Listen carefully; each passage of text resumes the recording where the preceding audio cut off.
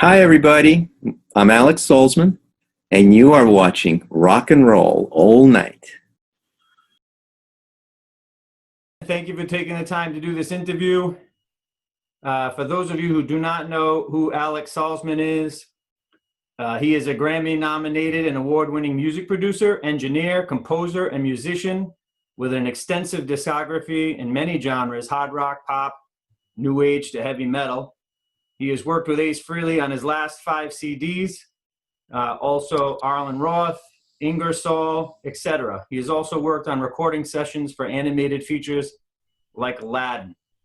So this is a guy with a lot of talent, and he's been around, and he definitely knows his stuff. So to dive right in, Origins Volume 2 dropped yesterday. You co-produced and played bass on it. What was your role as co-producer? Um, Basically, it's a collaboration type of thing. Ace has, as our relationship's grown from just me being a recording engineer, starting with Anomaly, it's become more of a creative coexistence, to say, to put it in those words. He bounces things off me. We make certain decisions together, make a lot of decisions together. And as the time went on, he's become, he started relying on me in more of the creative decisions. Obviously, his word is last, as he's being Ace Frehley and the client of mine. But there's a certain amount of trust on, the creativity, and a producer's role is really being a sideman with really any project, is take what the artist or the band has and enhance it with whatever, opinion I may have, musical and otherwise. So it kind of evolved from me being just an engineer, a session engineer, into a collaboration where, he started giving me co-production credits, which is much appreciated. Right. I saw on your website, which I'm going to put a link down below, that you have many other talents other than producer. You also are a mixer, an engineer, and also a musician. So when working as an engineer, what is the most important thing that you focus on? My philosophy is get it right the first time, meaning get the sound that you may have in your head or the client has in their head. Get it right when you're recording. If I need to switch 5 different microphones to get the sound, 5 different preamps, try different instruments, I like to concentrate on getting the best sound possible. So when it comes to the mixing situation, then it really isn't that much to do. Of course, there are a lot of variables as the track grows, but I spend a pretty good amount of time on getting the sound right, as any decent engineer would do. So fix it in the mix is not my philosophy. Got you. When working on with Ace on this CD, were you involved at all with song choices? Did you have any input on that? Yes. We the process started as as we did with Origins 1. We went through literally. That probably took the longest amount of time, is choosing the right material, because his influences are huge. He has a really great scope on music, especially from the 60s and the 70s, where he was really growing up before he joined Kiss and playing in cover bands. So he had a really huge scope. So dare I say, we probably went through about 30, 40 songs before we even decided on what we should approach. And the selection process would be, well, I love the song, I used to play it, and I really like this band, I like the sound, let's check it out, let's see if I can sing it. That would be the main, determination whether he could do the song or not. And if he couldn't sing it, as you know, we had other artists or other guests on it.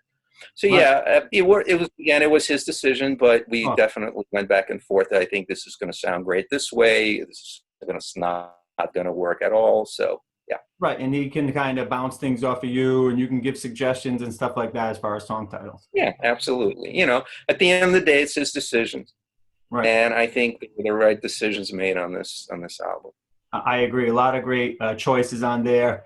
There's some that what I like is they're not the usual songs known by those artists in some cases.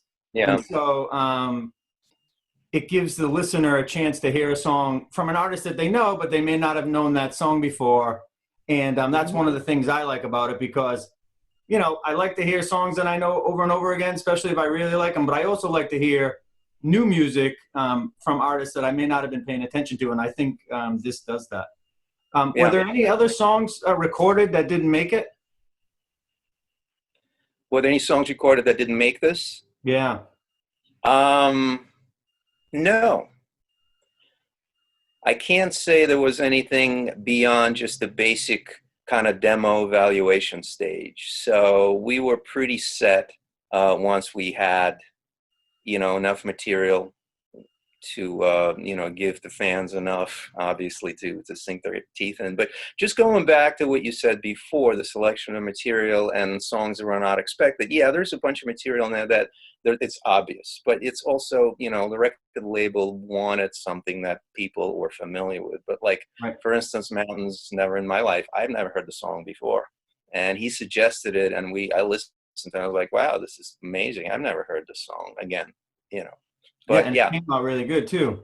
Yeah, it came out great. Yeah. It's one of my favorite tracks on the CD. Yeah. So you've worked on several other actually Ace Frehley CDs. What other CDs were you involved with, and what is your favorite out of that bunch? I started with Ace on Anomaly in 2008, and I was brought in to engineer the remaining half of the album. He had an issue with whoever he was using at the time, and a good friend of mine, Derek Hawkins, which was Ace's guitar player at the time, introduced us. And so I ended up working on Anomaly. Then I did the remaining, I did Space Invader with him, then we did Origins 1, and then starting with Spaceman, I started getting co-production credits, and obviously this one. So yeah, it's my 5th album with him. Now, which one is your favorite? Which one is my favorite? Wow. Either to listen to or to work on, or. That's a tough one, Chris. I mean, when you get so deep into an album, I mean, you know what it takes to make an album. It's a pretty enormous amount of time. Right. And if you get deep into it, you kind of lose perspective. You don't like to compare it to anything. And of course, the fans are always going to compare the new albums, the new era of Ace to the old era of Ace, to the solo album and the years with Kiss, and then, Trouble Walking and the Comet stuff. But out of these, I've always loved the way Anomaly sounded, even though I did not record. I only recorded half the record. I don't know, man. This new one is I'm really digging it, because it has so much energy in it. It was made with so much. It was fun. And it reflects. There was no second guessing. It was just, let's go. Let's just make a great sounding rock record. And today, this is my favorite record. Right. But, I think it's a hard question. Maybe a year or two from now. A year or two from now, I'll be listening. Right. Yeah, this is good. I mean, they're all great. They're all great. There's certain value in each one of them. It's virtually impossible for anybody, except maybe the Beatles, to be able to maintain an amazing level of quality. But I think they're all great quality records. I'm proud to be associated with them. And but like I said, today, Origins 2 is my favorite record. Right. And I agree with you that it's kind of a tough question because I don't know if you ever saw the movie with John Cusack, High Fidelity, where he does these lists of his top favorite albums, right? And he's always doing it. And I saw him do a Q&A, and I asked him to do his top 3. And he's like, look, today it's this, tomorrow it'll be that, it depends on my mood. It's I really can't do that like my character in the movie. So I get that it is a tough question. Yeah, I agree. Mm-hmm. Yeah, totally. Now, how did you first meet Ace Frehley? Well, I've actually met him years ago because we all live in the same area. We live in Westchester. At the time, he lived in Westchester County, New York, which is right above, New York City. A lot of musicians. And in my younger days, I used to work in a music store, a few music stores. And he used to come in, and I think we, exchanged hellos. Of course, I knew who he was. And then, like I said, during the Anomaly, a good friend of mine, Derek Hawkins, introduced me to Ace because he needed somebody to really take over and get the album finished, because I don't know what the previous engineers were, taking their time with it, or they were overcharging. I don't know the story.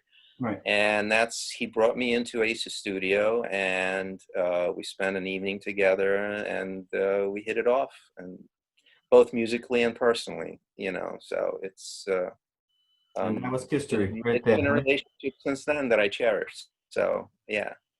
Great. Yeah, Were you, and then he later, Chris, and he later told me, says, I do remember, I totally remember who you are from the music stores. I mean, you used to work in, White Plains music stores, and everybody knew you. And then I remember you. I said, yeah, I figured you did, but whatever. right. Now, Yeah. were you a Kiss fan or an Ace Frehley fan before your time working with Ace? Um, Fan is a strong word. I certainly recognize the importance of the band, and I always knew of him and his, contribution to guitar playing. It was, Right. it's inevitable, and it's inspired so many people.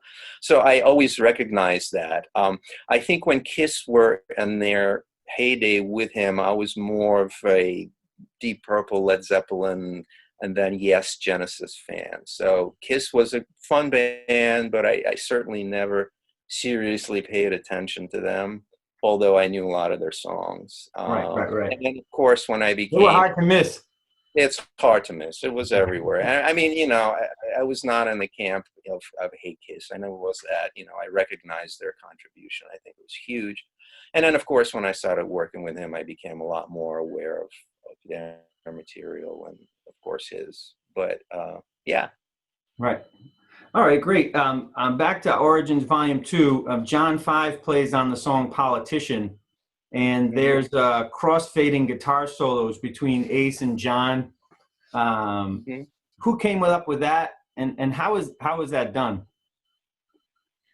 The story behind that is that John played some really great solos on it, but Acer has already put down solos. So the way it was, when John came to the studio, Ace said, just here, go, record. And John's amazing. I mean, between you and me, well, no, between everybody now, those are like some of the stuff is first takes. Wow. I mean, first take. I mean, I may have done 3 takes with him, but I have enough in 2. So a lot of that is first take. So he put down some solos. We already had Ace solos, and when it came down to the final evaluation and edits before going to mix, we listened to both solos, and they were both great. So we're like, well, does John go 8 bars? Does Ace go 8 bars, and we switch? And I said, well, what if they both played? So we put them up, and they were like, yeah, this is really cool. But it was kind of hard, obviously, to tell what is what, even if we had them pan hard left and right. So Right. I believe maybe it was my idea, maybe it was his. I don't remember. I said, well, Right. let's try crossfading him, panning him. And we did, and it was wild. I mean, you put headphones on, it's Right. like, wow, this Exactly. is great. So, and we decided just leave it alone. So when it went to mix, we just, I sent them the tracks that had panning on it, and it worked out. So it's kind of unique. It was really great. Yeah, I think that's a really cool touch to that. Are Yeah. there any other things like that on the CD that people should listen for? Any interesting? In the song Kicks, there is a part when the bridge comes in, there is something that I like to call wire choir, which is, I didn't come up with that term, when you start, thinking of Brian May layering guitar harmonies. And we actually did the same thing in Origins one, I believe, is on a Cream tune. So we brought back a wire choir where Ace is playing long notes, melodic notes that there's probably a 3 or 4 part harmony there. That obviously is not in the original. Right. So that's a really interesting thing. I felt that was kind of, innovative to put into the song, and it really brought the song up tremendously. Our guy totally flipped out. He loved it. So I'm gonna go back and check it out. check that out. Yeah, it's in the bridge when it breaks down. Boy, I'd have to think a little deeper to what was there, but there's some really nice little gems all over the place. You'd have to listen to, like we doubled some electrics with acoustics with a little bit of a flavor. Jumping Jack Flash has acoustic guitar going along with the electric to give it that little bit more of a more modern feel. So Cool. All right, I'm gonna definitely go back and listen for that. yeah. It just makes it better when you're listening. You know what you're listening for. You say, "Oh, now I hear that," because sometimes it's hard to hear stuff. Right. So that's very cool. Yeah.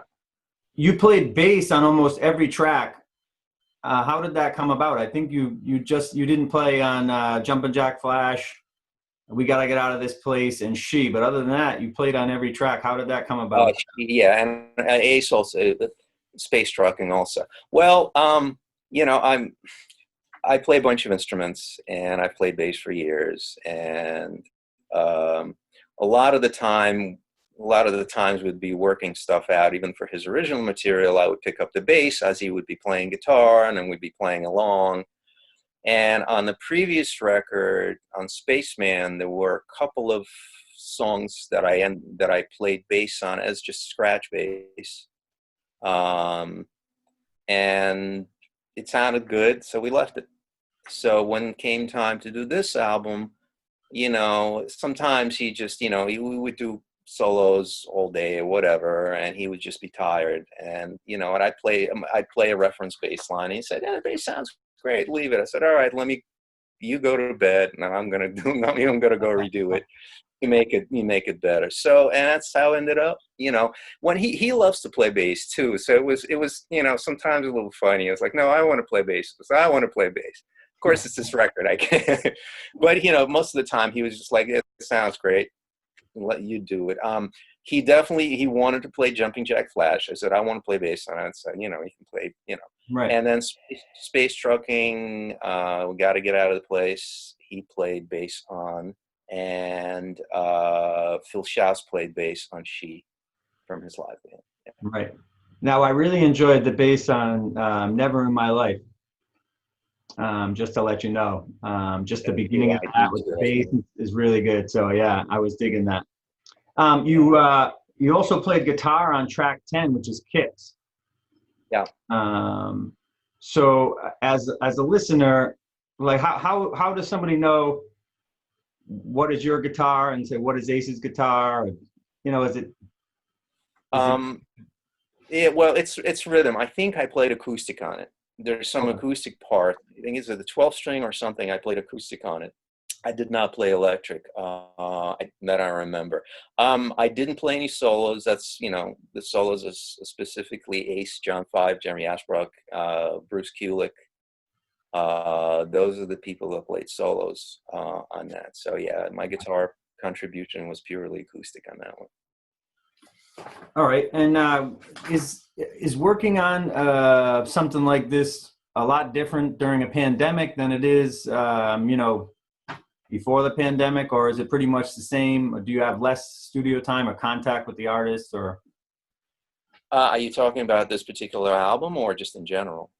Yeah, in this one or in any other projects that you worked on during the pandemic? Origins was finished in February. Okay, so right before. So we did the album during the course of 2019.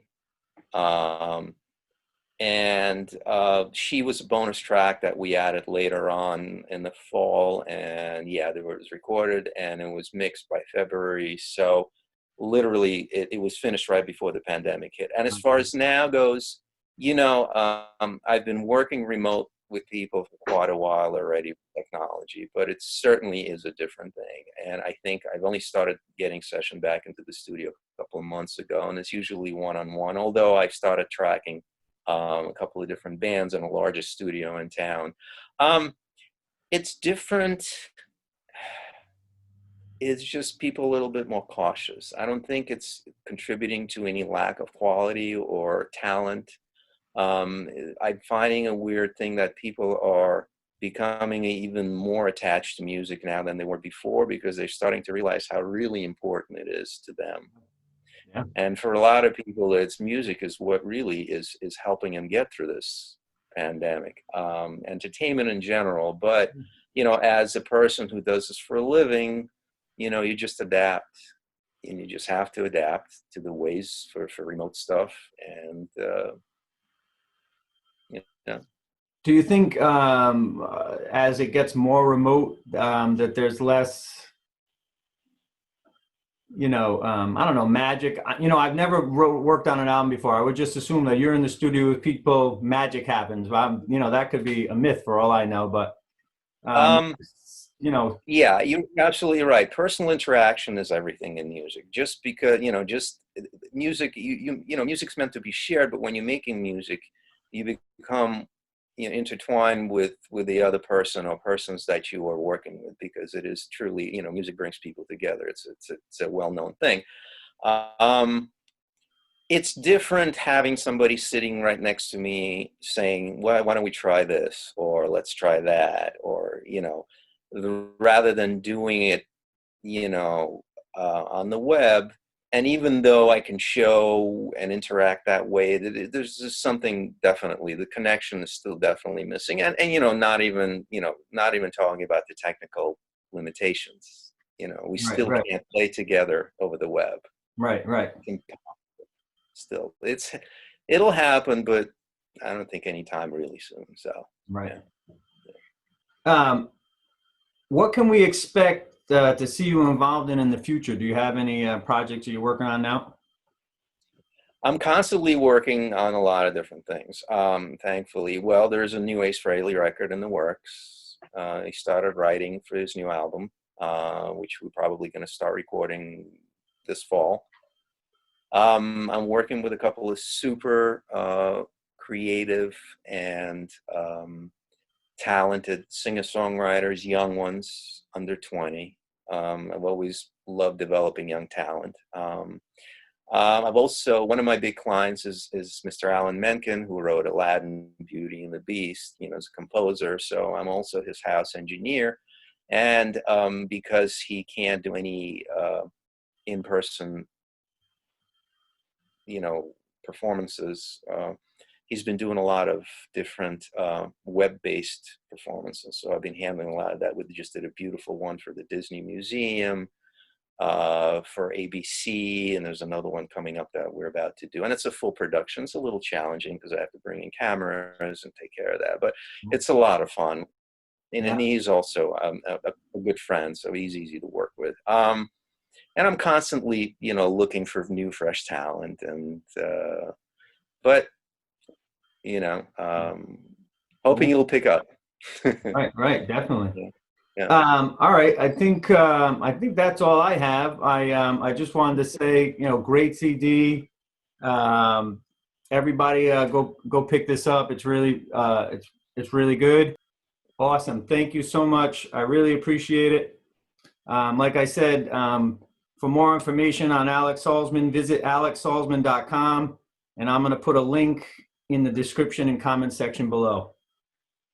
All right. Thank you so much. I really appreciate it. Thank you. My pleasure.